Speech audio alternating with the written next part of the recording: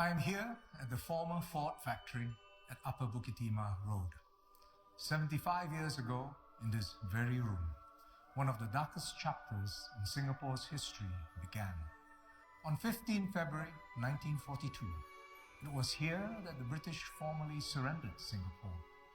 For the next 3.5 years, the people in Singapore, our parents and grandparents, suffered under Japanese occupation. This period of subjugation and deprivation taught that generation two bitter but valuable lessons. One, you cannot depend on others to defend you. And two, the strong do what they can, the weak suffer what they must. It created in the pioneer generation of Singaporeans a deep-seated conviction that if ever we were in charge of our nation's destiny, we will ensure a strong defense to keep Singapore safe and independent. That is why national service was introduced when Singapore gained its independence. This year, as we commemorate 50 years of national service, I thank the 1 million national servicemen who have done their duty faithfully. Today we have a strong and capable SAF because our NS men are committed and dedicated to military defense.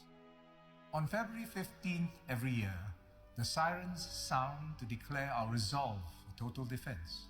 Every Singaporean can play a part in total defense. Indeed, when there is a terrorist attack or a natural disaster, civilians will have to take the initiative to save themselves and others first, before the security forces respond. This is why civil defense is so important.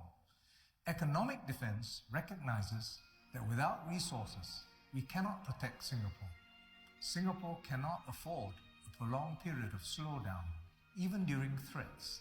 We will have to keep our air and seaports open, our businesses functioning, even under trying circumstances.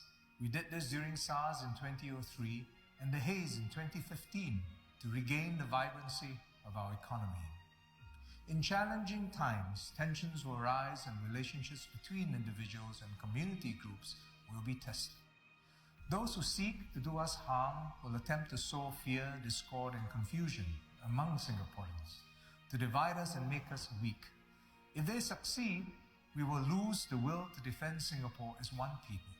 This is why social defense is a key pillar in total defense. In defending Singapore, we can only be as strong as our collective will to do so.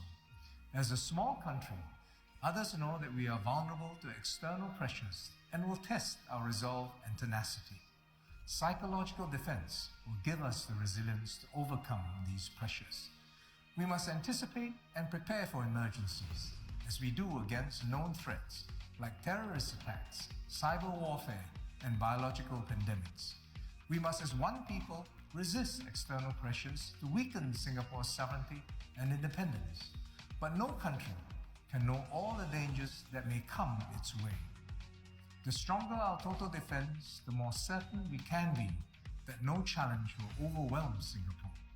This is why we will need all Singaporeans to do their part in building the 5 pillars of total defense: military, civil, economic, social, and psychological. As we mark Total Defense Day on 15 February, wherever we are, let us stand shoulder to shoulder and with that deep commitment and unshakable resolve, pledge that we will keep Singapore safe, secure, and sovereign for the next generation.